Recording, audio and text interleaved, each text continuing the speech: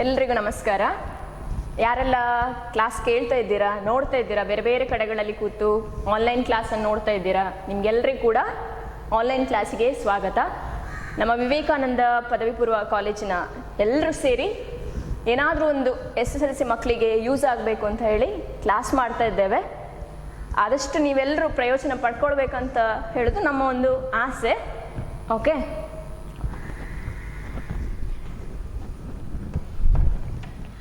So last ಸೆಷನಲ್ಲಿ ನಾನೇನು ಮಾತಾಡ್ತಾ ಇದ್ದೆ, ಲೋಹಗಳು ನೀರಿನೊಟ್ಟಿಗೆ ಹೇಗೆ ವರ್ತಿಸ್ತದೆ, ಸೋಡಿಯಂ ಹೇಗೆ ರಿಯಾಕ್ಟ್ ಆಗ್ತದೆ, ಕ್ಯಾಲ್ಶಿಯಂ ಹೇಗೆ ರಿಯಾಕ್ಟ್ ಆಗ್ತದೆ ನೋಡಿದ್ದೇವೆ. ಹೌದಾ? ಸೋಡಿಯಮಿಗೆ ಕಂಪೇರ್ ಮಾಡಿದರೆ ಕ್ಯಾಲ್ಶಿಯಮಿನ ರಿಯಾಕ್ಷನ್ ನೀರಿನೊಟ್ಟಿಗೆ ಸ್ವಲ್ಪ ಕಮ್ಮಿ. ಅದೇ ನೀವು ಮೆಗ್ನೀಷಿಯಂ ತಗೊಂಡ್ರೆ ಅವುಗಳೇನು ಹಾಟ್ ವಾಟರ್ ಒಟ್ಟಿಗೆ, ಬಿಸಿ ನೀರಿನೊಟ್ಟಿಗೆ ರಿಯಾಕ್ಟ್ ಆಗೋದು, ತಣ್ಣೀರಿನ ಜೊತೆ ಅವುಗಳು ವರ್ತಿಸೋದಿಲ್ಲ. ಹೌದಲ್ಲ? ಸೊ ಯಾವಾಗಲೂ ಲೋಹ metals on reaction with the water it releases hydrogen gas. ಹೌದಾ? ಹೈಡ್ರೋಜನ್ ಅನಿಲವನ್ನು ಬಿಡುಗಡೆ ಮಾಡ್ತದೆ. ಸೊ ಇನ್ನೊಂದೇನು ಅಂತ ಹೇಳಿದ್ರೆ ಏನು, ಆಕ್ಸೈಡ್ಸ್ ಆಫ್ ಮೆಟಲ್ಸ್ ಅಥವಾ ಲೋಹದ ಆಕ್ಸೈಡ್ಗಳು ಯಾವಾಗಲೂ ಪ್ರತ್ಯಾಮ್ಲೀಯ ಗುಣವನ್ನು ಹೊಂದಿರ್ತದೆ. Always oxides of metals they are basic in nature. ಹೌದಲ್ವಾ? ಲಿಟ್ಮಸ್ ಪೇಪರ್ ಯೂಸ್ ಮಾಡಿ ಚೆಕ್ ಮಾಡಿ ಆಗಿದೆ, ಯಾವ ಕಲರಿಂದ ಯಾವ ಕಲರಿಗೆ ಚೇಂಜ್ ಆಗ್ತದೆ. ಸೊ ಯಾವ ಕಲರ್ ಲಿಟ್ಮಸ್ ಪೇಪರ್ ಬ್ಲೂ ಇದ್ದದ್ದು ರೆಡ್ ಆದರೆ ಅದು ಆ್ಯಸಿಡಾ ಅಥವಾ ಬೇಸಾ ಅಂತ ಚೆಕ್ ಮಾಡಿದ್ದೇವೆ. ಹೌದಾ? ಸೊ ಹಾಗಾಗಿ ಅಲೋಹಗಳ ಆಕ್ಸೈಡ್ ಇದ್ರೆ ಅಥವಾ oxides of non metals are always acidic. ಈಗ ಲೋಹದ ಆಕ್ಸೈಡಲ್ಲಿ ನಾನೇನು ಹೇಳಿದೆ, ಅವುಗಳು ಪ್ರತ್ಯಾಮ್ಲೀಯ ಗುಣವನ್ನು ಹೊಂದಿರ್ತದೆ. ಆದರೆ ಕೆಲವು ಲೋಹದ ಆಕ್ಸೈಡ್ಗಳು ಆ ಕಡೆ ಆಸಿಡ್ ಒಟ್ಟಿಗೂ ರಿಯಾಕ್ಟ್ ಆಗ್ತದೆ, ಆಮ್ಲದೊಟ್ಟಿಗೂ ರಿಯಾಕ್ಟ್ ಆಗ್ತದೆ, ಪ್ರತ್ಯಾಮ್ಲದೊಟ್ಟಿಗೂ ರಿಯಾಕ್ಟ್ ಆಗ್ತದೆ. ಸೊ ಯಾವುದು ಅಂತ ಆಕ್ಸೈಡ್ ಯಾವುದು? Al2O3 aluminium oxide. ಇದು ಆಕ್ಚುಲಿ ಅಲ್ಯೂಮಿನಿಯಂ ಲೋಹ, it is a metal. Oxide of metal ಏನಾಗಬೇಕಿತ್ತು, ಬೇಸಿಕ್ ಕ್ಯಾರೆಕ್ಟರ್ ಎಕ್ಸಿಬಿಟ್ ಮಾಡಬೇಕಿತ್ತು. ಹೌದಾ? ಆದರೆ ಇವುಗಳು ಆಸಿಡ್ ಒಟ್ಟಿಗೆ ಕೂಡ ರಿಯಾಕ್ಟ್ ಆಗ್ತದೆ. It also reacts with an acid HCl, hydrochloric acid ಒಟ್ಟಿಗೂ ರಿಯಾಕ್ಟ್ ಆಗ್ತದೆ. ಸೊ ಏನಾಗ್ತದೆ ಇಲ್ಲಿ, ಅಲ್ಯೂಮಿನಿಯಂ ಕ್ಲೋರೈಡ್ ಫಾರ್ಮೇಷನ್ ಮಾಡ್ತದೆ. AlCl3 aluminium chloride plus AlCl3 plus H2. Reaction ಅನ್ನು ಬ್ಯಾಲೆನ್ಸ್ ಮಾಡ್ತಾ ಹೋಗ್ತಾನೆ, ನೀವು ಸ್ವಲ್ಪ ಪ್ರಾಕ್ಟೀಸ್ ಮಾಡಬೇಕು. ಸೊ ಇಲ್ಲಿ AlCl3 ಕ್ಲೋರಿನ್ ಎಷ್ಟಿದೆ, 3HCl. ಹೌದಾ? ಓಕೆ. ಸೊ ಇಲ್ಲಿ ಇನಿಷಿಯಲಿ ಅಲ್ಯೂಮಿನಿಯಂ 2Al2, ಸೊ ನಾನಿಲ್ಲಿ 2Al ಅಂತ ಹಾಕ್ತಾನೆ. ಓಕೆ, ಅಲ್ಯೂಮಿನಿಯಂ ಬ್ಯಾಲೆನ್ಸ್ ಆಯಿತು. ಆಕ್ಸಿಜನ್ ಆಗಿದೆ ಚೆಕ್ ಮಾಡಿ. ಇಲ್ಲಿ O3 ಆ ಕಡೆಷ್ಟು ಸಿಂಗಲ್ ಆಕ್ಸಿಜನ್ ಉಂಟು, ಬ್ಯಾಲೆನ್ಸ್ ಆಗಲಿಲ್ಲ. ನೆಕ್ಸ್ಟ್ ಇಲ್ಲಿ ಕ್ಲೋರಿನ್ ಇಲ್ಲೆಷ್ಟಾಯಿತು, 6 ಆಯಿತು. ನಾನೇನು ಮಾಡ್ತೀನಿ, ಇಲ್ಲಿ ಒಂದೇ ಕ್ಲೋರಿನ್ ಉಂಟು, 6HCl ಅಂತ ಬರೀತಾನೆ. So 6Cl. ಹೈಡ್ರೋಜನ್ ಈ ಕಡೆ 6 ಹೈಡ್ರೋಜನ್ ಆಯಿತು. ಇಲ್ಲೆಷ್ಟಿದೆ, 2 ಇರೋದು. ಸೊ ನಾನು 3 ಹಾಕಿದರೆ 3 × 2 6 ಹೈಡ್ರೋಜನ್. ಆಕ್ಸಿಜನ್ ಬ್ಯಾಲೆನ್ಸ್ ಆಯಿತಾ? S. Oxygen, there are 3 oxygen atoms in the left side, here also 3. So ಈ ರಿಯಾಕ್ಷನಲ್ಲಿ ಅಲ್ಯೂಮಿನಿಯಂ ಆಕ್ಸೈಡ್ ಆಸಿಡ್ ಒಟ್ಟಿಗೆ ರಿಯಾಕ್ಟ್ ಆಯಿತು. Al2O3 further it reacts with the base sodium hydroxide. It is a base ಅಂದ್ರೆ ಪ್ರತ್ಯಾಮ್ಲೀಯ ಗುಣ ಹೇಳಿದಾನೆ, ಇದು acid ಆಮ್ಲ. So aluminium oxide sodium hydroxide ಒಟ್ಟಿಗೆ ಕೂಡ ರಿಯಾಕ್ಟ್ ಆಗ್ತದೆ.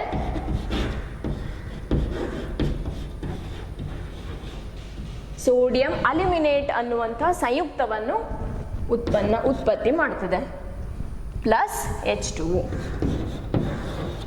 ಮಕ್ಕಳಿಗೆ ಸ್ವಲ್ಪ ರಿಯಾಕ್ಷನ್ ಕಷ್ಟ ಇರ್ಬೋದು, ನೀವು ಪ್ರಾಕ್ಟೀಸ್ ಮಾಡಿದರೆ ಮಾತ್ರ ಬರ್ತದೆ. ಹೈಯರ್ ಕ್ಲಾಸಸ್ಸಲ್ಲಿ ನಿಮಗೆ ಬರೀಲಿಕ್ಕೆ ಆಗ್ತದೆ, ನಿಮಗೆ ಬರಿಬೋದು ಅಂದಾಜು ಮಾಡಿ. ಸೊ ಈಗ ಅಷ್ಟು ತಲೆ ಬಿಸಿ ಮಾಡಬೇಕಂತೇನಿಲ್ಲ. ಸೊ ಬ್ಯಾಲೆನ್ಸ್ ಮಾಡ್ಕೊಳ್ಳಿ. 2 ಯಾಕೆ, ಅಲ್ಯೂಮಿನಿಯಂ 2 ಆ ಕಡೆ ಅಲ್ಯೂಮಿನಿಯಂ 2 ಬ್ಯಾಲೆನ್ಸ್ ಆಯಿತು. ಸೋಡಿಯಂ ಇಲ್ಲಿ 2 Ne ಇಲ್ಲಿ ಕೂಡ 2 ಹಾಕಿ. ಆಕ್ಸಿಜನ್ ಚೆಕ್ ಮಾಡಿ ಒಂದ್ಸಲ. ಇಲ್ಲಿ 3 + 2 5 ಆಕ್ಸಿಜನ್, 4 ಇಲ್ಲಿ ಒಂದು 5 ಆಕ್ಸಿಜನ್. ಹೈಡ್ರೋಜನ್ ಬ್ಯಾಲೆನ್ಸ್ ಆಯಿತಾ ನೋಡಿ, here 2 ಇಲ್ಲಿಯೂ 2 ಹೈಡ್ರೋಜನ್. ಸೊ ಫಾರ್ಮುಲಾ ಬರೆಯುವುದೆಲ್ಲ ಸ್ವಲ್ಪ ನಿಮಗೆ ಗೊತ್ತಿದ್ರೆ ಈಸಿಯಾಗಿ ಬರಿಬೋದು. ಸೊ ಅದಕ್ಕೆ ಇದನ್ನೊಂದು ಜಸ್ಟ್ ನೆನ್ಪಿಟ್ಕೊಳ್ಳಿ. ಸೋಡಿಯಂ Na+1 ಸ್ಟೇಟಲ್ಲಿ ಇರ್ತದೆ. Sodium Na+1. Next magnesium symbol ಎಂತ Mg2+. ಕೆಲವು ಸಿಂಪಲ್ ಆಗಿರುವಂಥದ್ದು ನಿಮಗೆ ಗೊತ್ತಿದ್ರೆ ಒಳ್ಳೆಯದು. ಸೋಡಿಯಂ Na+1 ಸ್ಟೇಟಲ್ಲಿ, ಮೆಗ್ನೀಷಿಯಂ Mg2+. ನೆಕ್ಸ್ಟ್ ಯಾವುದು? ಅಲ್ಯೂಮಿನಿಯಂ ಉಂಟು. Aluminium Al3+. ಯಾವಾಗಲೂ ಅಲ್ಯೂಮಿನಿಯಂ 3+ ಸ್ಟೇಟಲ್ಲಿ. ಇದು ಯಾಕೆ, ಹೇಗೆ ಬರೋದು ಎಲ್ಲ ಹೇಳಿದನ್ನು ನಾನು ಇಲೆಕ್ಟ್ರಾನಿಕ್ ಕಾನ್ಫಿಗರೇಷನ್ ಬರೆದು ನೋಡಿ, ಒಂದ್ಸಲ ಚೆಕ್ ಮಾಡಿ. ಅರ್ಥ ಆಯ್ತಲ್ಲ?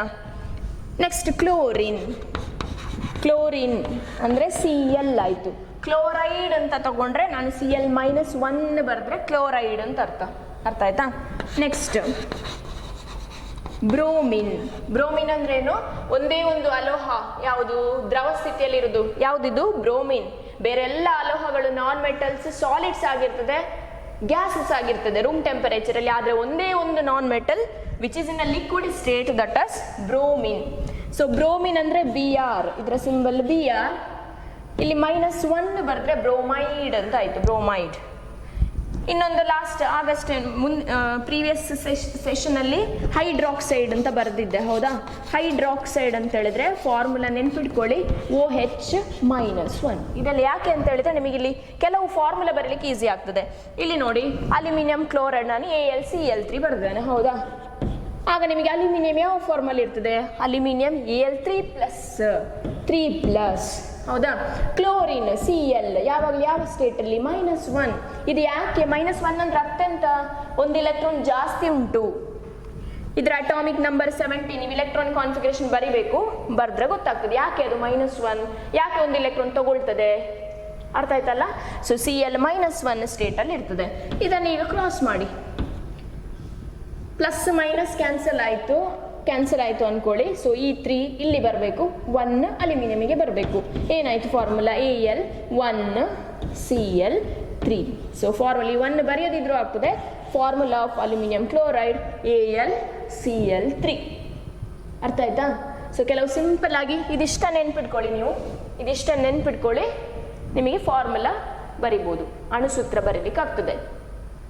ಸೊ ಇದಿಷ್ಟು ಆಕ್ಷನ್ ಆಫ್ ಮೆಟಲ್ ಲೋಹಗಳು ನೀರಿನೊಂದಿಗೆ ಹೇಗೆ ವರ್ತಿಸುತ್ತದೆ ಅಂತ ನೋಡಿ ಆಯಿತು, ಹೌದಾ? Next action of metals with acids. ಆಮ್ಲದ ಜೊತೆ ಲೋಹಗಳು ಹೇಗೆ ರಿಯಾಕ್ಟ್ ಆಗ್ತದೆ, ಹೇಗೆ ವರ್ತಿಸುತ್ತವೆ ಅಂತ ನೋಡುವ.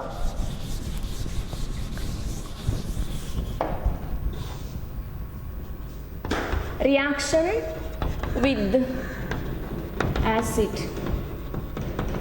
Reaction with the acid.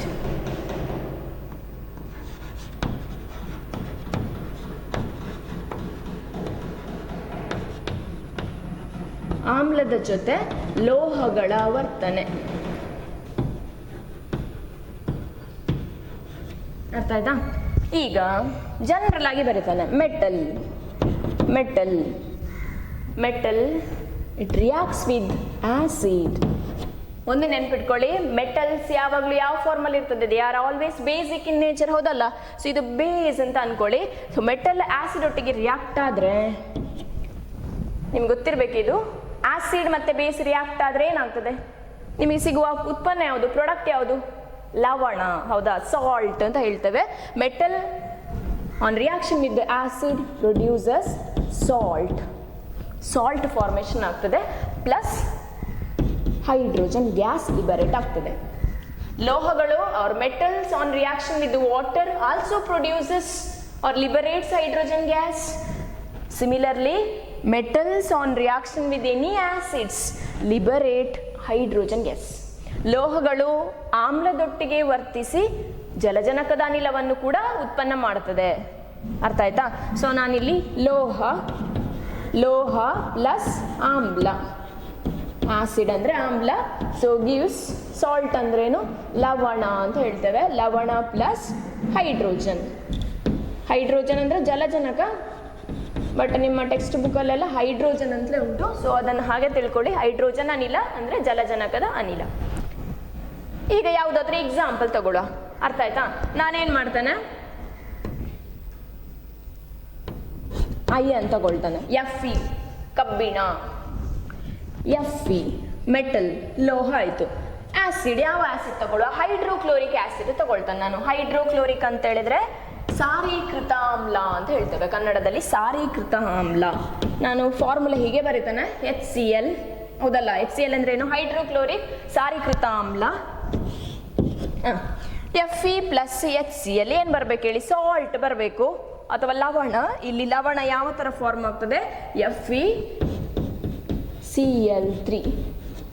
ಇಲ್ಲಿ ನಿಮಗೆ ಸ್ವಲ್ಪ ಕನ್ಫ್ಯೂಷನ್ ಆಗ್ಬೋದು, FeCl3 FeCl2 ಕೂಡ ಆಗುದಿಲ್ವಾ? ಆಗ್ತದೆ. ನಾನು ಆಗಷ್ಟೇ ಕೊಟ್ಟೆ ಅಲ್ಲ, ಅಲ್ಲಿ ಒಂದು ಕಾಲಮ್ ಕೊಟ್ಟೆ, ಆಗ ಅದರಲ್ಲಿ ನೀವು Fe+2 ಅಲ್ಲಿ ಕೂಡ ಇರ್ತದೆ, +3 ಕೂಡ ಆಗ್ತದೆ. ಸೊ ಇಲ್ಲಿ ನಾನು FeCl3 ಬರೆದ್ರೆ ಅದರ ಅರ್ಥ ಕಬ್ಬಿಣದ ಮೇಲೆ +3 ಉಂಟು. ಸೊ Cl ಅಂದರೆ -1, ಕ್ರಾಸ್ ಮಾಡುವಾಗ 3 ಇಲ್ಲಿ ಹೋಯ್ತು. ಫಾರ್ಮುಲಾ ಎಂತ? FeCl3 ಆಯ್ತಾ? FeCl3. ಉಳಿದದ್ದು ಯಾವುದು? ಹೈಡ್ರೋಜನ್. ಸೊ ಇದರೊಟ್ಟಿಗೆ ಯಾವುದೊಂದು ಗ್ಯಾಸ್ ಬಿಡುಗಡೆ ಆಗೋದು? ಹೈಡ್ರೋಜನ್ ಗ್ಯಾಸ್ ಬಿಡುಗಡೆ ಆಗ್ತದೆ. ರಿಯಾಕ್ಷನ್ ಬ್ಯಾಲೆನ್ಸ್ ಆಗಲಿಲ್ಲ, ಹೌದಾ? ಬ್ಯಾಲೆನ್ಸ್ ಮಾಡೋದು ಹೇಗೆ? ರಾಸಾಯನಿಕ ಸಮೀಕರಣವನ್ನು ಸರಿತೂಗಿಸುವುದು ಹೇಗೆ? ಎಡಭಾಗ ಮತ್ತೆ ಬಲಭಾಗದಲ್ಲಿರುವ ಧಾತುಗಳ ಸಂಖ್ಯೆ ಸಮ ಇರಬೇಕು. ಸೊ ಇಲ್ಲಿ ಲೆಫ್ಟ್ ಸೈಡಲ್ಲಿ Fe ಒಂದೇ ಆಟಮ್ ಉಂಟು, ಬಲಭಾಗದಲ್ಲಿ ಕೂಡ ಒಂದೇ ಇರುವುದು, ಹೌದಾ? Only one iron atom is present. What about chlorine? ಇಲ್ಲಿ ಒಂದಿದೆ, ಬಟ್ ಇಲ್ಲಿ ನೋಡಿ 3Cl3 ಉಂಟು. ಸೊ ಹಾಗಾಗಿ ನಾನೇನು ಮಾಡ್ತಾನೆ, ಇಲ್ಲಿ 3 ಅಂತ ಹಾಕಿದ್ರೆ 3HCl ಕ್ಲೋರಿನ್ ಬ್ಯಾಲೆನ್ಸ್ ಆಯಿತು. ಆದರೆ ಹೈಡ್ರೋಜನ್ ನೋಡಿ ಒಂದ್ಸಲ, ಹೈಡ್ರೋಜನ್ 3 ಹೈಡ್ರೋಜನ್ ಆಯಿತು. ಇಲ್ಲಿ ಎಷ್ಟುಂಟು? 2. ಇಲ್ಲಿ ನಮಗೆ ಬ್ಯಾಲೆನ್ಸ್ ಆಗ್ತದಾ? ಆಗುದಿಲ್ಲ. ಅದರ ಬದಲು ನೀವು 3 ಅಂತ ಹಾಕೋ ಬದಲು ನಾನು ಫಸ್ಟ್ ಏನು ಮಾಡ್ತಾನೆ, ಇಲ್ಲಿ ಹೈಡ್ರೋಜನ್ಗೆ 3 ಅಂತ ಮಾಡ್ತಾನೆ. 3 × 2 6 ಹೈಡ್ರೋಜನ್ ಆಯ್ತಲ್ಲ. ಸೊ ಹೈಡ್ರೋಜನ್ ಇಲ್ಲಿ 6 ಹಾಕಿ, ಹೈಡ್ರೋಜನ್ ಬ್ಯಾಲೆನ್ಸ್ ಆಯಿತು. ಇದರೊಟ್ಟಿಗೆ ಈ ನಂಬರ್ ಇದಕ್ಕೆ ಹೋಗಬೇಕು, ಒಂದೇ ಆಟಮಿಗಲ್ಲ. ಸೊ 6 ಕ್ಲೋರಿನ್, ಈ ಕಡೆ 3 ಕ್ಲೋರಿನ್ ಆಲ್ರೆಡಿ ಉಂಟು. ಇಲ್ಲಿ 6 ಮಾಡೋದಲ್ಲ, ನೀವು ಇಲ್ಲಿ FeCl6 ಅಂತ ಮಾಡುವ ಕ್ರಮ ಇಲ್ಲ. ನೀವೇನು ಮಾಡಬೇಕು, 6 ಬರಬೇಕಾದ್ರೆ ಎಷ್ಟು ಅಯನ್ ಹಾಕಬೇಕು? 2 × 3 6. ಸೊ ಅಯನ್ ಎಷ್ಟಾಯಿತು? 2. ಇಲ್ಲಿ ಕೂಡ ಬ್ಯಾಲೆನ್ಸ್ ಮಾಡಬೇಕು. ನೀವು ಬರೆದಷ್ಟು ರಾಸಾಯನಿಕ ಸಮೀಕರಣಗಳನ್ನು ಬರೆದು ಕಲಿತಷ್ಟು ಬರುದು. ನೀವು ಡೈರೆಕ್ಟಾಗಿ ಹೀಗೆ ಕಲಿಬಾರ್ದು. 2Fe ಪ್ಲಸ್ ಬಾಯ್ಪಾಠ ಮಾಡಲಿಕ್ಕೆ ಹೋಗಬೇಡಿ, ಅರ್ಥ ಆಯ್ತಾ? ಸೊ ಫಸ್ಟಿಗೆ ಯಾವುದು ಮೆಟಲ್, ಯಾವುದು ಆ್ಯಸಿಡ್, ಯಾವುದು ಮತ್ತೆ ಬರೆದು ಲಾಸ್ಟಿಗೆ ಸಮೀಕರಣವನ್ನು ಬ್ಯಾಲೆನ್ಸ್ ಮಾಡಬೇಕು. ಇದೊಂದು ಎಕ್ಸಾಂಪಲ್. ನಿಮಗಿದು ಟೆಕ್ಸ್ಟ್ ಬುಕ್ಕಲ್ಲಿ ಚಟುವಟಿಕೆ ಅಂತ ಆಕ್ಟಿವಿಟೀಸ್ ಅಲ್ಲಿ ಕೊಟ್ಟಿದ್ದಾರೆ. Write the reaction of iron with HCl. Reaction ಬರೀರಿ ಅಂತ ಉಂಟು, ಎಕ್ಸಾಮಿಗೆ ಕೇಳಲಿಕ್ಕೂ ಸಾಕು, ಹೌದಲ್ಲ? ಸೊ ಅಯನ್ ಇದ್ದು ಬರ್ದಾಯ್ತು. ಇನ್ನೊಂದು ಅಲ್ಯೂಮಿನಿಯಂ ಇದು ನೋಡುವ. ಅಲ್ಯೂಮಿನಿಯಂ HCl ಒಟ್ಟಿಗೆ ರಿಯಾಕ್ಟ್ ಆದರೆ ಏನು ಬರಬೇಕು? ಅಲ್ಯೂಮಿನಿಯಂ ಕ್ಲೋರೈಡ್ ಬರಬೇಕು. ಇಲ್ಲಿ ಅಯನ್ ಕಬ್ಬಿಣ ಹೈಡ್ರೋಕ್ಲೋರಿಕ್ ಸಾರೀಕೃತ ಆಮ್ಲದೊಟ್ಟಿಗೆ ಅದರ ಕ್ಲೋರೈಡ್ ಸಿಕ್ಕಿತು, ಹೌದಾ?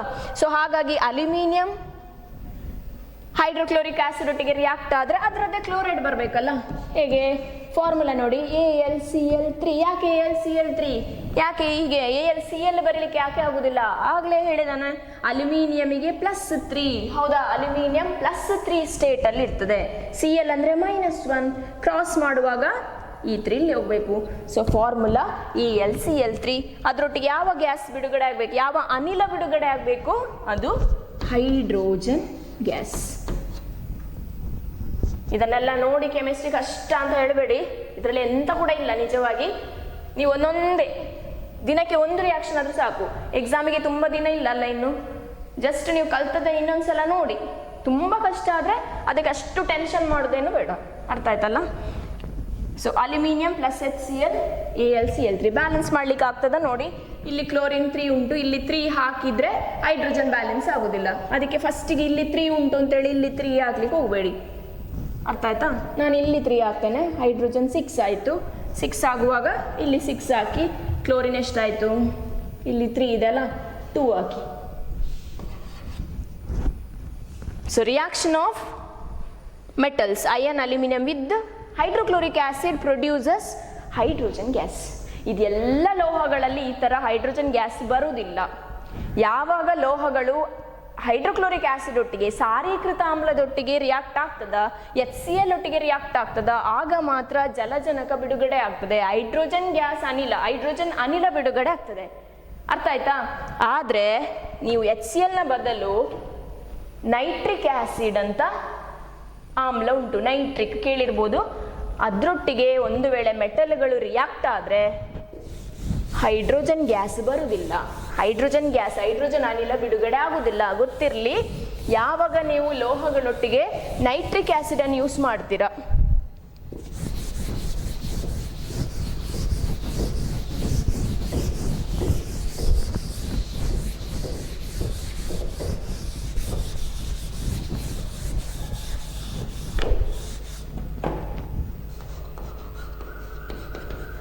any metals on reaction with nitric HNO3, nitric ಆಮ್ಲದ ಅಣುಸೂತ್ರ ಏನು? HNO3. ಇದ್ರೊಟ್ಟಿಗೆ ರಿಯಾಕ್ಷನ್ ಮಾಡಿ ನಾವಿಲ್ಲಿ ಪ್ರಾಡಕ್ಟ್ H2 ಅಂತ ಬರೀಲಿಕ್ಕೆ ಆಗುದಿಲ್ಲ, ಹೈಡ್ರೋಜನ್ ಗ್ಯಾಸ್ ಬರುವುದಿಲ್ಲ.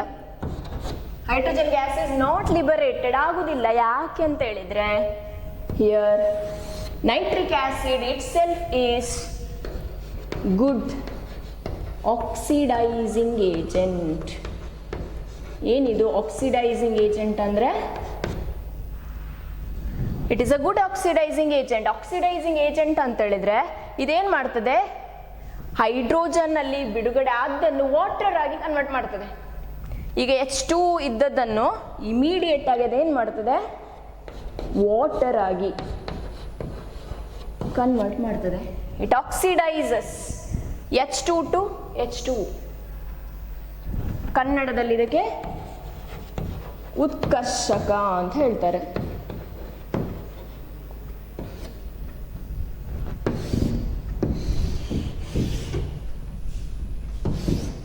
Oxidation, reduction.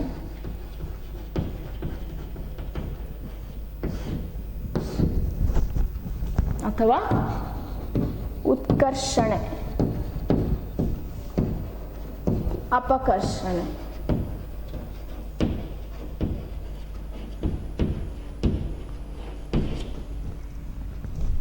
ಈಗ ಫಾರ್ ಎಕ್ಸಾಂಪಲ್ ಆಕ್ಸಿಡೇಷನ್ ಅಂದ್ರೆ ಏನು? ಸಿಂಪಲ್ ಒಂದು ಎಕ್ಸಾಂಪಲ್ ಹೇಳ್ತಾನೆ.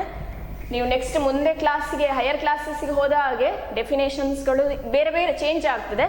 ಬಟ್ ಈಗ ನಿಮ್ಮ ಕ್ಲಾಸಿಗೆ ಇಷ್ಟು ತಿಳ್ಕೊಳ್ಳಿ.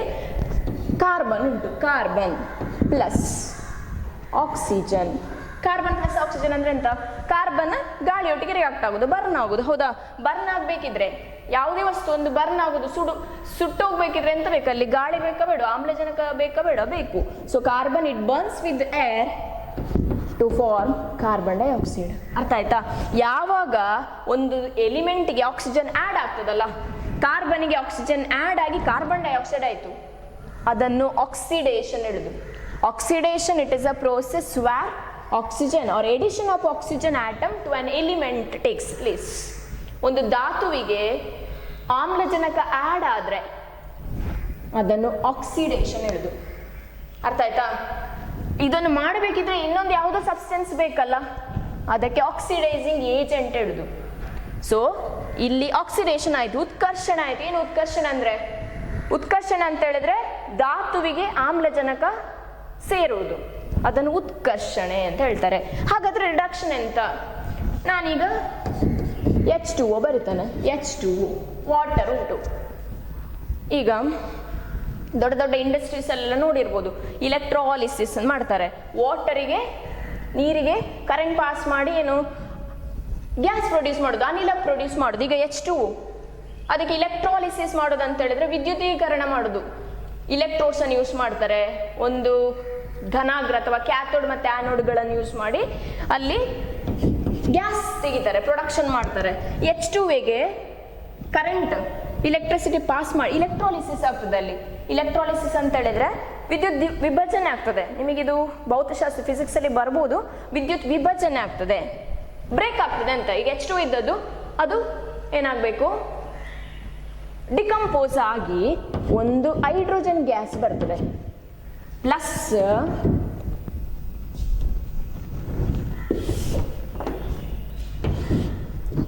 ಆಕ್ಸಿಜನ್. ಎಸ್, ಅರ್ಥ ಆಗ್ತಾ ಉಂಟಾ? H2O ಎರಡು ಎಲಿಮೆಂಟ್ಸ್ ಇತ್ತು. ವಾಟರ್ ಅಂತ ಹೇಳಿದ್ರೆ ನೀರಿನ ಅಣು ಸೂತ್ರದಲ್ಲಿ ಜಲಜನಕದ ಅಣು ಉಂಟು, ಆಕ್ಸಿಜನ್ ಆಮ್ಲಜನಕ ಕೂಡ ಉಂಟು. ಅದು ಕರೆಂಟ್ ಪಾಸ್ ಮಾಡುವಾಗ ಬ್ರೇಕ್ ಆಗಿ H2 ಸಪರೇಟ್ ಆಯಿತು, ಜಲಜನಕ ಅನಿಲ ಬಿಡುಗಡೆ ಆಯಿತು, ಪ್ಲಸ್ ಆಮ್ಲಜನಕ. ಈಗ ಇದನ್ನು ನೋಡಿದ್ರೆ H2O ಇದ್ದದ್ರಲ್ಲಿ ಆಮ್ಲಜನಕ ಇತ್ತಲ್ಲ, ಆಕ್ಸಿಜನ್ ಹೋಯ್ತದ್ರಿಂದ ಆಮ್ಲಜನಕ ಏನಾಯ್ತು, ರಿಮೂವ್ ಆಗಿ ಬರೇ H2. ಇದನ್ನು ರಿಡಕ್ಷನ್ ಹೇಳುದು.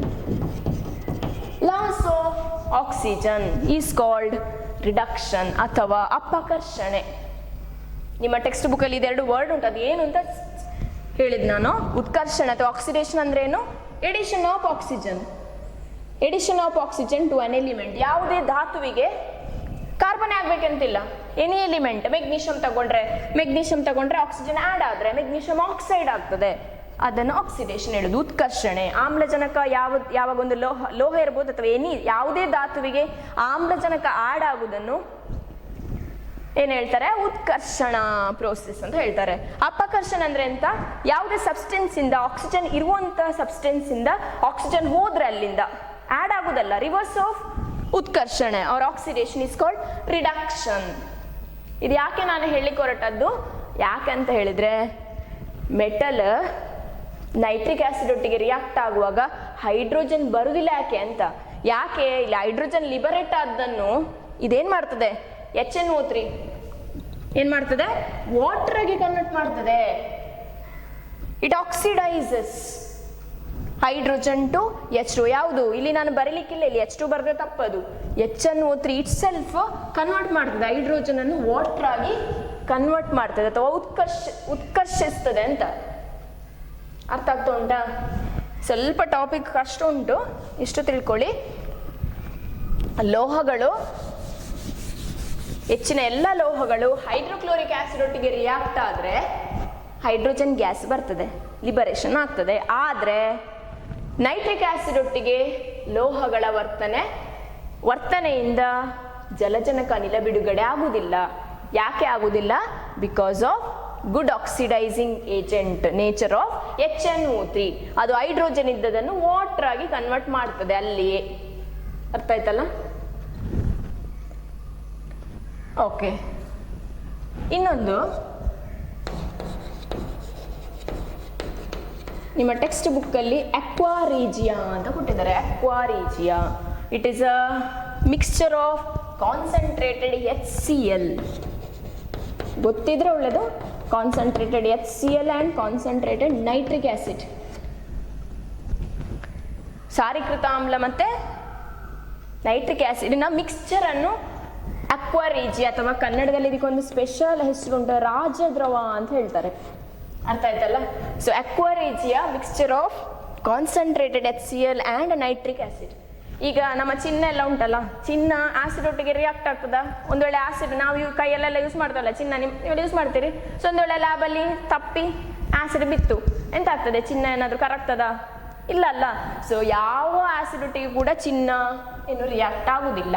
ಆದ್ರೆ ಅಕ್ವಾ ರೀಜಿಯಾ ಒಂದು ವೇಳೆ ತಾಗಿದ್ರೆ, ಚಿನ್ನದ ಕಾಂಟ್ಯಾಕ್ಟಿಗೆ ಬಂದ್ರೆ, ಯಾವುದು ಈ ಅಕ್ವಾ ರೀಜಿಯಾ, ಈ ಮಿಕ್ಸ್ಚರ್ HCl ಮತ್ತೆ ನೈಟ್ರಿಕ್ ಆಸಿಡ್ನ ಮಿಕ್ಸ್ಚರ್ ಒಂದು ವೇಳೆ ಅದಕ್ಕೆ ತಾಗಿದ್ರೆ, ಚಿನ್ನಕ್ಕೆ ತಾಗಿದ್ರೆ, it dissolves. Aqua regia dissolves gold. ಅರ್ಥ ಆಯ್ತಲ್ಲ?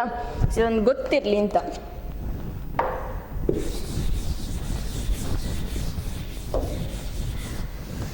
So that is about reaction of metals with acid. ಆಮ್ಲದ ಜೊತೆ ಲೋಹಗಳ ವರ್ತನೆ ಹೇಗೆ?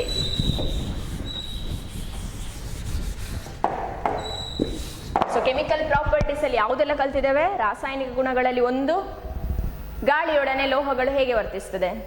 ಲೋಹಗಳು ಗಾಳಿಯೊಟ್ಟಿಗೆ ವರ್ತಿಸಿದ್ರೆ ಏನ್ ಫಾರ್ಮ್ ಮಾಡಬೇಕು? ಲೋಹದ ಆಕ್ಸೈಡ್. ಹೌದಲ್ಲ? ಲೋಹದ ಆಕ್ಸೈಡ್, ಸೋಡಿಯಂ ಮೆಟಲ್ ಎಲ್ಲ ಬೇಗ ಫೈರ್ ಕ್ಯಾಚ್ ಮಾಡ್ಕೊಳ್ತದೆ ಅಂತ ಹೇಳಿದಾನೆ. ಪೊಟ್ಯಾಷಿಯಂ ಕೂಡ ಬೇಗ ರಿಯಾಕ್ಟ್ ಆಗ್ತದೆ. ಹೌದಲ್ಲ? ಅದೇ ಚಿನ್ನ, ಬೆಳ್ಳಿ ಅದೆಲ್ಲ ಆಕ್ಸಿಜನ್ ಒಟ್ಟಿಗೆ ಗಾಳಿಯೊಡನೆ ರಿಯಾಕ್ಟ್ ಆಗುದಿಲ್ಲ. ಹೌದಲ್ವಾ? ನೆಕ್ಸ್ಟ್, ನೀರಿನೊಟ್ಟಿಗೆ how metals reacts with the water. So ನೀರೊಟ್ಟಿಗೆ ಹೇಗೆ ರಿಯಾಕ್ಟ್ ಆಗ್ತದೆ? ಯಾವ ಮೆಟಲ್ನ ರಿಯಾಕ್ಟಿವಿಟಿ ಜಾಸ್ತಿ? ನೆಕ್ಸ್ಟ್ ಈಗ ಕಲ್ತದ್ದು ಆಸಿಡ್ ಒಟ್ಟಿಗೆ ಹೇಗೆ ರಿಯಾಕ್ಟ್ ಆಗ್ತದೆ. ಸೊ ಎಲ್ಲದರಲ್ಲೂ ನೆನ್ಪಿಟ್ಕೊಳ್ಳಿ, ಲೋಹಗಳು ವಾಟರ್ ಒಟ್ಟಿಗೆ ರಿಯಾಕ್ಟ್ ಆದರೆ ಯಾವ ಗ್ಯಾಸ್ ಪ್ರೊಡ್ಯೂಸ್ ಆಗ್ತದೆ? It as hydrogen gas. 1 mark question ಎಲ್ಲ ಬರ್ಬೋದು. ಅಥವಾ ಲೋಹಗಳು ಆಮ್ಲದ ಜೊತೆಗೆ ರಿಯಾಕ್ಟ್ ಆದಾಗ ಏನು ಪ್ರೊಡ್ಯೂಸ್ ಮಾಡ್ತದೆ? It produces salt and hydrogen gas. Exception ಯಾವುದು? ನೈಟ್ರಿಕ್ ಆಸಿಡ್ ಒಟ್ಟಿಗೆ ಲೋಹಗಳು ಮೆಟಲ್ ರಿಯಾಕ್ಟ್ ಆದರೆ ಹೈಡ್ರೋಜನ್ ಗ್ಯಾಸ್ ಲಿಬರೇಟ್ ಆಗೋದಿಲ್ಲ, ಇನ್ಸ್ಟೆಡ್ ಅದು ವಾಟರ್ ಆಗಿ ಕನ್ವರ್ಟ್ ಆಗ್ತದೆ. ಇದಿಷ್ಟು ನೆನ್ಪಿಟ್ಕೊಳ್ಳಿ.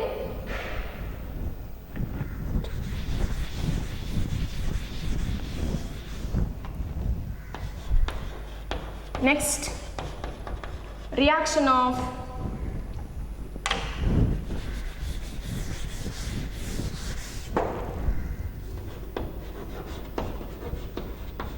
metals with other metallic salt solution.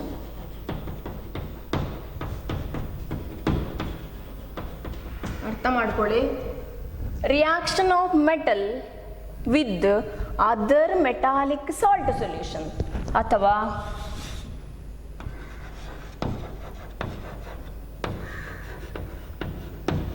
ಇತರ ಲೋಹೀಯ ದ್ರಾವಣದ ಜೊತೆ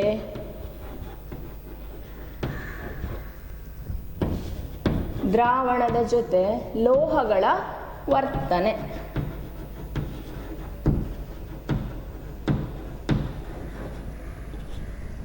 ತುಂಬ ಉದ್ದುಂಟು ಅಂತೇಳಿ ಅಷ್ಟು ಉಂಟು ಅಂತ ಅನ್ಕೊಳ್ಬೇಡಿ, ಸ್ವಲ್ಪ ಸರಿ ನೋಡಿ. ಇತರ ಲೋಹೀಯ ದ್ರಾವಣ ಜೊತೆ ಲೋಹಗಳ ವರ್ತನೆ ಅಥವಾ reaction of metals with other metallic salt solution. Just ಒಂದು ಎಕ್ಸಾಂಪಲ್ ಕೊಡ್ತಾನೆ. Fe ಅಂದರೆ ಅಯನ್, ಕಬ್ಬಿಣ, ಒಂದು ಮೆಟಲ. ಇದು ಯಾವುದ್ರೊಟ್ಟಿಗೆ ರಿಯಾಕ್ಟ್ ಆಗೋದು? ಈಗ ನಾನೇನು ಬರೀತಾನೆ ಇಲ್ಲಿ? Copper sulphate. ಕಾಪರ್ ಕೂಡ ಮೆಟಲ್, ಆದರೆ ಇದು ಸೊಲ್ಯೂಷನ್ ಆಯಿತು, ಕಾಪರ್ ಸಲ್ಫೇಟ್. ಕಾಪರ್ ಸಲ್ಫೇಟ್ ಅಂದರೆ ನೀವು ನೋಡಿರ್ಬೋದು, ಮನೆಯಲ್ಲೆಲ್ಲ ಅಡಿಕೆ ತೋಟ ಎಲ್ಲ ಇದ್ದರೆ ಮೈಲ್ತುತ್ತು ಯೂಸ್ ಮಾಡ್ತಿರಲ್ಲ, ಮೈಲ್ತುತ್ತು ಅಂತ ಹೇಳ್ತಿರಲ್ಲ, ಅದು ಯಾವುದು? ಇದರಲ್ಲಿ ಫಾರ್ಮುಲಾ ಹೀಗೆಲ್ಲ 5H2O ಅಂತ ಬರ್ತದೆ. ನೀವು ಮೈಲ್ತುತ್ತೆಲ್ಲ ಮನೇಲಿ ಇದ್ದರೆ ಅದರ ಪ್ಯಾಕೆಟಲ್ಲಿ ನೋಡಿ, ಸ್ವಲ್ಪ ಹೆಸರು ನೋಡಿ, CuSO4 5H2O ಅಂತ ಇರ್ತದೆ. ಹೈಡ್ರಸ್ ಈ ಥರ ಇರ್ತದೆ ನೋಡಿ, ಮುಟ್ಲಿಗೆಲ್ಲ ಹೋಗ್ಬೇಡಿ, ಜಸ್ಟ್ ನೋಡಿ ಆ ಪ್ಯಾಕೆಟಲ್ಲಿ ಹೆಸರು ಹೀಗಿರ್ತದೆ, CuSO4 5H2O. ಬ್ಲೂ ಕಲರ್ ಇರ್ತದಲ್ವಾ, ಅದು ಮೈಲ್ತುತ್ತು ಅಂತ ಹೇಳೋದು. ಅಂದರೆ ಅದರಲ್ಲಿ 5H2O ಅಂದರೆ ಅರ್ಥ ಎಂತ? ನಮಗೆ ಕಾಣುದಿಲ್ಲ, ಇದು ಅಲ್ಲಿ ವಾಟರ್ ಡ್ರಾಪ್ಲೆಟ್ಸ್ ಕಾಣುದಿಲ್ಲ ಅದರಲ್ಲಿ. ಅಂದರೆ ಅದರಲ್ಲಿ ಮಾಯಿಶ್ಚರ್ ಉಂಟು, ಹೈಡ್ರಸ್ ಫಾರ್ಮಲ್ಲಿ ಇದ್ದರೆ ಅದಕ್ಕೆ ಕಲರ್ ಬರೋದು, ಬ್ಲೂ ಕಲರ್ ಇರ್ತದೆ. ಅದೇ ಒಂದು ವೇಳೆ ಅದೇ ಬ್ಲೂ ಕಲರ್ನ ಸಾಲ್ಟನ್ನು ಸ್ವಲ್ಪ ತಗೊಂಡು ಹೀಟ್ ಮಾಡಿ, ಮನೆಯಲ್ಲೆಲ್ಲ ಬಿಡ್ಲಿಕ್ಕಿಲ್ಲ, ಆದರೂ ಒಂದು ಹೀಟ್ ಮಾಡುವಾಗ ಏನಾಗ್ತದೆ, ಅಲ್ಲಿದ್ದ ತೇವಾಂಶ ಎಲ್ಲ ಹೋಗ್ತದೆ, ಆವಿ ಆಗ್ತದೆ. ಆಗ ನಿಮಗೆ ಸಿಗುದು ಯಾವುದು? ಇದು ಮಾತ್ರ ವೈಟ್ ಕಲರ್ ಇರ್ತದೆ. ಹೈಡ್ರಸ್ ಫಾರ್ಮಲ್ಲಿ ಇದ್ರೆ ಕಾಪರ್ ಸಲ್ಫೇಟ್ ಬ್ಲೂ ಕಲರಲ್ಲಿ ಇರ್ತದೆ. ಅನ್ಹೈಡ್ರಸ್ ಅಂತ ಹೇಳಿದ್ರೆ no moisture, no water content. So anhydrous ಫಾರ್ಮಲ್ಲಿ ಇದ್ರೆ ವೈಟ್ ಕಲರ್ನ ಸಾಲಿಡ್ ಫಾರ್ಮಲ್ಲಿ ಇರ್ತದೆ. ಸೊ ನಾನೀಗ ಹೇಳಿಕೊಟ್ಟದ್ದು ಅದಲ್ಲ, ನಾನು ಮೈಲ್ತುತ್ತಿನ ಬಗ್ಗೆನೇ ಹೇಳಿಕೊಟ್ಟದ್ದು. ಬ್ಲೂ ಕಲರ್ನ ಸಾಲಿಡ್ ತಕೊಳ್ಳಿ, CuSO4. ಅದನ್ನೇನು ಮಾಡಬೇಕು? ವಾಟ್ರಲ್ಲಿ ಡಿಸಾಲ್ವ್ ಮಾಡುವ. ವಾಟ್ರಲ್ಲಿ ಡಿಸಾಲ್ವ್ ಮಾಡಿ ಸೊಲ್ಯೂಷನ್ ಸಿಗ್ತದಲ್ಲ, ಆ ಸೊಲ್ಯೂಷನ್ಗೆ ಬ್ಲೂ ಕಲರ್ ನಾನು ತೋರಿಸ್ತೇನೆ, ಅದು ನೆಕ್ಸ್ಟ್ ಉಂಟು ನನ್ನ ಹತ್ರ. ಬ್ಲೂ ಕಲರ್ ಇರ್ತದೆ. ಬ್ಲೂ ಕಲರ್ನ ಸೊಲ್ಯೂಷನ್ಗೆ ಪ್ಲಸ್ ಯಾವುದ್ರೊಟ್ಟಿಗೆ? ಅಯನ್, ಕಬ್ಬಿಣ, ಹೌದಾ? ಈಗ ಇದೇನು ಮಾಡ್ತದೆ ಅಂತ ಹೇಳಿದ್ರೆ, ಇಲ್ಲಿ ನೋಡಿ ಹೆಡ್ಡಿಂಗ್ ಎಂತ? Reaction of metal with other metallic salt. Other metal ಅಂದ್ರೆ ಯಾವುದು? ಕಾಪರ್. ಅದರ ಸಾಲ್ಟ್ ಸೊಲ್ಯೂಷನ್ ಅಂದ್ರೆ ಎಂತ? Copper sulphate. ಇದು ಸೊಲ್ಯೂಷನ್ ಫಾರ್ಮಲ್ಲಿ ಲಿಕ್ವಿಡ್, ಇದು ವಾಟರಲ್ಲಿ ಡಿಸಾಲ್ವ್ ಮಾಡಿ ನಾನು ಅದರದ್ದು ಸೊಲ್ಯೂಷನ್ ಮಾಡಿದ್ದೇನೆ.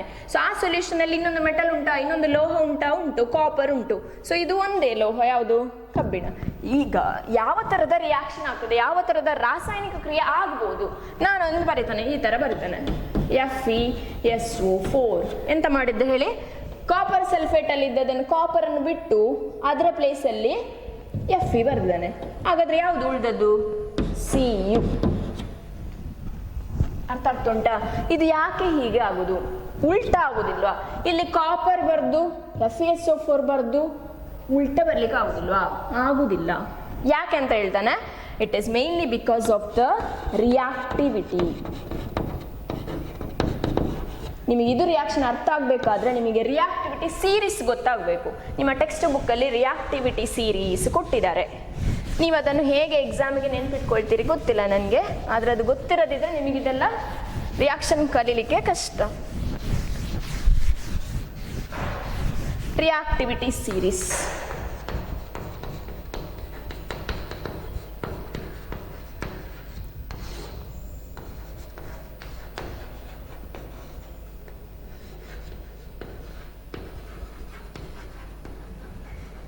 ಕ್ರಿಯಾಶೀಲ ಸರಣಿ.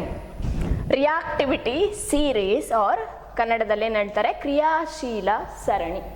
What is reactivity series? It is a list or a series of metals arranged in the decreasing order of their chemical reactivity.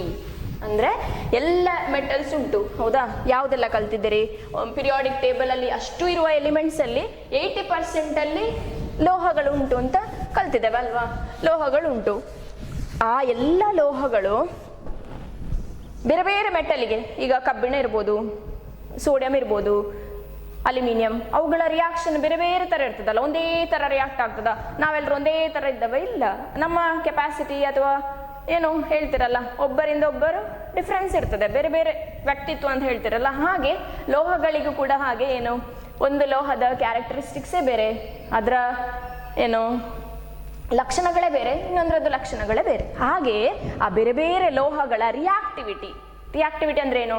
ಅದರ ಕ್ರಿಯಾಶೀಲತೆ ಉಂಟಲ್ಲ, ಅದೆಷ್ಟು ಬೇಗ ರಿಯಾಕ್ಟ್ ಆಗ್ತದೆ ಅಥವಾ ಸ್ಲೋ ಆಗಿ ರಿಯಾಕ್ಷನ್ ಆಗ್ತದ, ಅದರ ಮೇಲೆ ಈ ಲೋಹಗಳನ್ನೆಲ್ಲ ಅರೇಂಜ್ ಮಾಡಿದ್ದಾರೆ.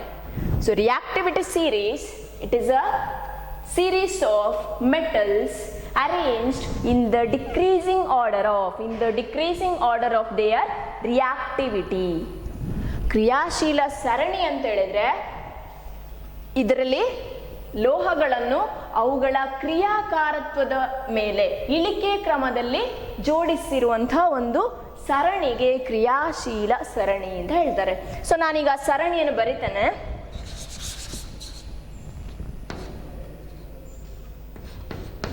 So reactivity series. So it is a series of metals arranged in the decreasing order of their chemical reactivities. So ಕ್ರಿಯಾಶೀಲ ಸರಣಿ ಅಂತ ಹೇಳ್ತಾರೆ, ಹೌದಾ? ಸೊ ಲೋಹಗಳನ್ನು ಅವುಗಳ ಕ್ರಿಯಾಕಾರತ್ವದ ಮೂಲಕ ಏನು ಜೋಡಣೆ ಮಾಡಿರ್ತಾರಲ್ಲ, ಇಳಿಕೆ ಕ್ರಮದಲ್ಲಿ ಜೋಡಣೆ ಮಾಡಿರ್ತಾರೆ, ಅವುಗಳನ್ನು ಕ್ರಿಯಾಶೀಲ ಸರಣಿ ಅಂತ ಹೇಳ್ತಾರೆ.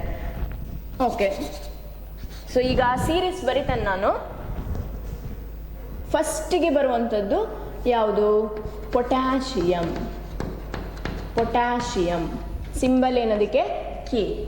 Next sodium, symbol Na. Next calcium, symbol Ca, ಹೌದಾ?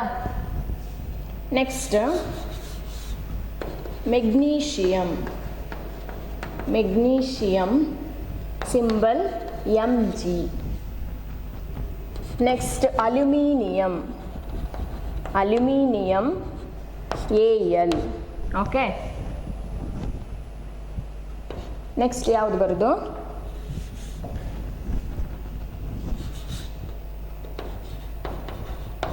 Zn, zinc. Okay, next after zinc it has iron. Okay,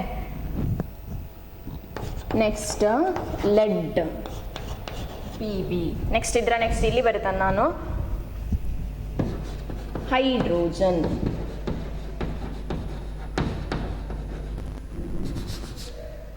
next ಯಾವುದು? Copper. Next Mercury, Hg. next it has silver, Ag. next gold, Au. So ಇದು ನೀವು ಕಲ್ತ್ರೆ ಒಳ್ಳೆಯದು, ನೆನಪಿದ್ರೆ. So ಇಲ್ಲಿ ನೋಡಿ, ಇದು decreasing order. ಇದು ಲಿಸ್ಟಿನ ಟಾಪಲ್ಲಿ ಬರೋದು ಯಾವುದು? ಪೊಟ್ಯಾಷಿಯಂ. ಯಾವ ಧಾತು? ಪೊಟ್ಯಾಷಿಯಂ. ಇದರ ರಿಯಾಕ್ಟಿವಿಟಿ ಜಾಸ್ತಿ ಇರ್ತದೆ. ನೆಕ್ಸ್ಟ್ ಬರೋದು ಸೋಡಿಯಂ, ಅದಾದ್ಮೇಲೆ ಕ್ಯಾಲ್ಸಿಯಂ. ಸೊ ಈ 3 ಮೆಟಲ್ಸ್ ಅನ್ನು ಅತ್ಯಂತ ಕ್ರಿಯಾಶೀಲ ಇರುವಂತಹ ಧಾತು ಅಂತ ಹೇಳ್ಬೋದು. ಅದರ next magnesium, aluminium, zinc, so iron. So ಇವುಗಳು ಮಾಧ್ಯಮ ಅಂದ್ರೆ ಮೀಡಿಯಂ ಅವುಗಳ ರಿಯಾಕ್ಟಿವಿಟಿ. ಲಾಸ್ಟಿಗೆ ಈ ಸೀರೀಸ್ನ ಕೊನೆಗೆ ಬರೋದು ನೋಡಿ ಗೋಲ್ಡ್, ಸಿಲ್ವರ್. ಯಾಕೆ? ಅವುಗಳು ಗಾಳಿಯೊಟ್ಟಿಗೆ ಎಷ್ಟು ಬೇಗ ರಿಯಾಕ್ಟ್ ಆಗುದಿಲ್ಲ, ಹೌದಾ? ವಾಟರ್ ಒಟ್ಟಿಗೆ ರಿಯಾಕ್ಷನ್ ತೋರಿಸುವುದಿಲ್ಲ. ಸೊ ಅವುಗಳ reactivity less. So what is a reactivity series? It is a series of metals arranged in the decreasing order of their chemical reactivity. ಅಂದ್ರೆ ಲೋಹಗಳ ಕ್ರಿಯಾಕಾರತ್ವದ, ಅವುಗಳ ಕ್ರಿಯಾಪಟುತ್ವ ಹೇಗುಂಟು ಅದನ್ನು ನೋಡಿಕೊಂಡು ಬೇರೆ ಬೇರೆ ಮೆಟಲ್ಸ್ಗಳನ್ನು, ಲೋಹಗಳನ್ನು ಈ ತರ ಇಳಿಕೆ ಕ್ರಮದಲ್ಲಿ, ಇಳಿಕೆ ಆಧಾರದ ಮೇಲೆ ಜೋಡಣೆ ಮಾಡಿರುವುದನ್ನು ರಿಯಾಕ್ಟಿವಿಟಿ ಸೀರೀಸ್ ಅಥವಾ ಕ್ರಿಯಾಶೀಲ ಸರಣಿ ಅಂತ ಹೇಳ್ತಾರೆ. ಈಗ ನಾನು ಹೇಳಿಕ್ಕೆ ಹೊರಟದ್ದು ಈ ರಿಯಾಕ್ಷನ್ ನೋಡಿ. Fe ಪ್ಲಸ್ CuSO4 FeSO4 ಆಗ್ತದೆ. ಯಾವಾಗಲೂ ಒಮ್ಮೆ ಇಲ್ಲಿ ಕಬ್ಬಿಣ ಮತ್ತೆ ಕಾಪರ್ ಅನ್ನು ಆ ಲಿಸ್ಟ್ ಅಲ್ಲಿ ನೋಡಿ. ಆ ಸೀರೀಸ್ ಅಲ್ಲಿ Fe ಮತ್ತೆ ಕಾಪರ್ ಎಲ್ಲಿ ಬರ್ತದೆ? Fe and copper. Fe ಇಲ್ಲಿ ಉಂಟು, ಹೌದಾ? ಕಾಪರ್ ಎಲ್ಲಿದೆ? ಅದು ಕೆಳಗೆ, ಇದರ ನೆಕ್ಸ್ಟ್ ಬರ್ತದೆ, ಕೆಳಗೆ ಬರ್ತದೆ ಸೀರೀಸ್. ಸೊ ಕಾಪರ್ಗಿಂತ the most reactive metal is iron, ಹೌದಾ? ಯಾಕೆ? ಇದು ಡಿಕ್ರೀಸಿಂಗ್ ಆರ್ಡರ್ ಸೀಕ್ವೆನ್ಸ್ ಅಲ್ಲ. ಸೊ ಕಾಪರ್ಗಿಂತ ಮೇಲೆ ಬರ್ತದೆ ಆ ಸೀರೀಸ್ ಅಲ್ಲಿ. ಕಬ್ಬಿಣ ಮೇಲ್ಗಡೆ ಬರೋದ್ರಿಂದ ಕಾಪರ್ಗೆ, ತಾಮ್ರಕ್ಕೆ ಕಂಪೇರ್ ಮಾಡಿದ್ರೆ ಕಬ್ಬಿಣವು ಅತ್ಯಂತ ಕ್ರಿಯಾಪಟು ಇರುವಂತಹ ಧಾತು.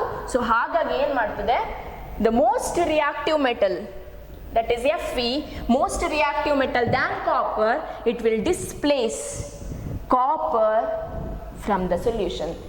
ಯಾವಾಗ ಯಾವ ಲೋಹಕ್ಕೆ ಜಾಸ್ತಿ ರಿಯಾಕ್ಟಿವಿಟಿ ಇರ್ತದ, ಕೆಮಿಕಲ್ ಏನೋ ಆ ಕ್ರಿಯಾಕಾರತ್ವ ಜಾಸ್ತಿ ಇರ್ತದ, ಅವುಗಳು ಏನ್ ಮಾಡ್ತದೆ, ಲೆಸ್ ರಿಯಾಕ್ಟಿವ್, ಕಡಿಮೆ ಏನು ರಿಯಾಕ್ಟಿವ್ ಆಗಿರುವಂತ ಮೆಟಲ್ ಅನ್ನು, ಲೋಹವನ್ನು ಡಿಸ್ಪ್ಲೇಸ್ ಮಾಡ್ತದೆ. ಸೊ ಇಲ್ಲಿ ನೋಡಿ Fe ಕಾಪರ್ಗಿಂತ more reactive, it is more reactive than copper, so it will displaces copper from the salt solution. Copper sulfate ಇಂದ ಕಾಪರ್ ಅನ್ನು ಏನ್ ಮಾಡ್ತದೆ, ಇದು ಡಿಸ್ಪ್ಲೇಸ್ ಮಾಡಿ ಅದರ ಪ್ಲೇಸ್ ಅಲ್ಲಿ FeSO4 ಆಗಿದೆ, ಹೌದಾ? ಕ್ಲಿಯರ್?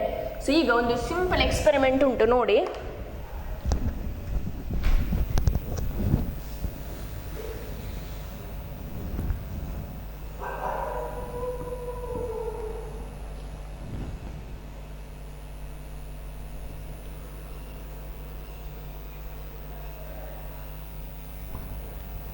ಸೊ ಇಲ್ಲಿ ಕಾಣಿಸ್ತಾ ಉಂಟಲ್ಲ ನಿಮಗೆ, this is blue coloured solution, copper sulphate. ಆಗಷ್ಟೇ ನಾನು ಹೇಳಿದೆ ಮೈಲ್ ತುತ್ತು ನೋಡಿ, ಆ ಕೆಳಗಡೆ ಕಾಣಿಸ್ತಾ ಉಂಟಲ್ಲ ಆ ಮೈಲ್ ತುತ್ತು, ಕಾಪರ್ ಸಲ್ಫೇಟ್ ಸಾಲ್ಟ್ ಅನ್ನು, ಬ್ಲೂ ಕಲರ್ನ ಸಾಲ್ಟ್ ಅನ್ನು ನಾನು ವಾಟರಲ್ಲಿ ಡಿಸಾಲ್ವ್ ಮಾಡಿದ್ದು. ವಾಟರಲ್ಲಿ ಡಿಸಾಲ್ವ್ ಮಾಡಿ ಕಾಪರ್ ಸಲ್ಫೇಟ್ ಸೊಲ್ಯೂಷನ್ ಇದು, ಹೌದಾ? ಇದು ನಿಮಗೆ ಹೇಗೆ ಇನಿಷಿಯಲಿ ಹೇಗಿತ್ತು ಕಲರ್ ಅಂತ ತೋರಿಸ್ಲಿಕ್ಕೆ ತಂದದ್ದು. ಇಲ್ಲಿ ನೋಡಿ, ಇದು ಇದರ ಒಳಗೆ ಈ ಇಂಥದ್ದೇ ಸೊಲ್ಯೂಷನ್, ಕಾಪರ್ ಸಲ್ಫೇಟ್ ಸೊಲ್ಯೂಷನ್ಗೆ ನಾನು ಏನು ಮಾಡಿದ್ದೇನೆ, ಕಾಪರ್ ಸಲ್ಫೇಟ್ ಸೊಲ್ಯೂಷನ್, ತಾಮ್ರದ ಸಲ್ಫೇಟ್ ಸೊಲ್ಯೂಷನ್ಗೆ ಕಬ್ಬಿಣದ ನೇಲ್ಸ್ ಅನ್ನು ಹಾಕಿದ್ದೇನೆ, ಹೌದಾ? ಅದರೊಳಗೆ ಕಬ್ಬಿಣದ ಏನು ನೇಲ್ಸ್ ಇದೆ, ಆಣಿ ಅಂತ ಹೇಳ್ತೀರಲ್ಲ, ಅಲ್ಲಿ ಒಳಗಡೆ ಹಾಕಿದ್ದೇನೆ. ಸೊ ಒಂದು ಅರ್ಧ ಗಂಟೆ ಬೇಕಾಗಿದೆ. ಅರ್ಧ ಗಂಟೆ ಆದ ಮೇಲೆ ನೋಡಿ ಏನಾಗಿದೆ, ಆಕ್ಚುಲಿ ಹೀಗಿರ್ಬೇಕಿತ್ತಲ್ಲ, ಕಾಪರ್ ಸಲ್ಫೇಟ್ ಈ ತರ ಕಲರ್ ಇದ್ದದ್ದು, ಈ ಕಾಪರ್ ಸಲ್ಫೇಟ್ ಅಲ್ಲಿ ಏನುಂಟು, ಕಾಪರ್ ಉಂಟು, ತಾಮ್ರ ಉಂಟು. ಅದೇನಾಗಿದೆ, ತಾಮ್ರ ಎಲ್ಲ ಕೂಡ ಆ ಕಬ್ಬಿಣದ ಏನು ನೇಯ್ಲಿಗೆ ಅಂಟಿಕೊಂಡು ಕಾಪರ್ ಡಿಪಾಸಿಟ್ ಆಗಿದೆ, ಹೌದಾ?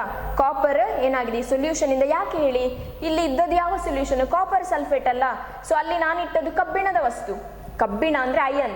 ಅಲ್ಲಿ ರಿಯಾಕ್ಷನ್ ಒಮ್ಮೆ ನೋಡಿ ಬೋರ್ಡಲ್ಲಿ, ಒಮ್ಮೆ ಬೋರ್ಡಲ್ಲಿ ರಿಯಾಕ್ಷನ್ ನೋಡಿ, Fe ಪ್ಲಸ್ CuSO4 ಅಂತ ಉಂಟಲ್ಲ, CuSO4 ಸೊಲ್ಯೂಷನ್ನ ಒಳಗಡೆ ನಾನು ಕಬ್ಬಿಣದ ವಸ್ತುವನ್ನು ಹಾಕಿದ್ದು. ಸೊ ಅಲ್ಲಿ ನಮ್ಮ ಸೀರೀಸ್ ಪ್ರಕಾರ ಕಬ್ಬಿಣಗಿಂತ, ಅಯನಿಗಿಂತ, Feಗಿಂತ copper less reactive. So less reactive metal ಅನ್ನು ಮೋಸ್ಟ್ ರಿಯಾಕ್ಟಿವ್ ಮೆಟಲ್ ಏನ್ ಮಾಡ್ತದನ್ನು ತಗೊಂಡಿತ್ತು. ಸೊ ಇಲ್ಲಿ ಸೊಲ್ಯೂಷನ್ ಏನಾಗಿದೆ, ಕಬ್ಬಿಣದ ವಸ್ತುವಿಗೆ ಆ ಕಾಪರ್ ಎಲ್ಲವೂ ಅಂಟಿಕೊಂಡಿದೆ, ಹೌದಾ? ಯಾಕೆ ಹೇಳಿ, ಕಬ್ಬಿಣ, the iron is more reactive metal which replaced copper from the copper sulphate solution. Copper sulphate ಇಂದ ಕಾಪರ್ ಅನ್ನು ಅದು ಡಿಸ್ಪ್ಲೇಸ್ ಮಾಡಿದೆ ಅಂತ ಗೊತ್ತಾಗ್ತದೆ ಇದರಲ್ಲಿ. ಕ್ಲಿಯರ್?